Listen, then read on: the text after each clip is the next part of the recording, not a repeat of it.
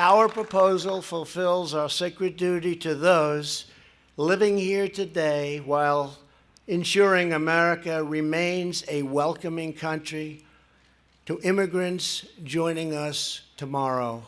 And we want immigrants coming in. We cherish the open door that we want to create for our country. But a big proportion of those immigrants must come in through merit and skill. Immigrants must be financially self-sufficient.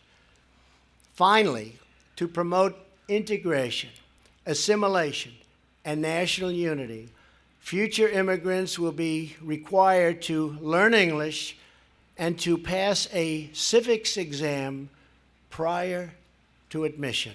We are proposing an immigration plan that puts the jobs, wages, and safety of American workers first.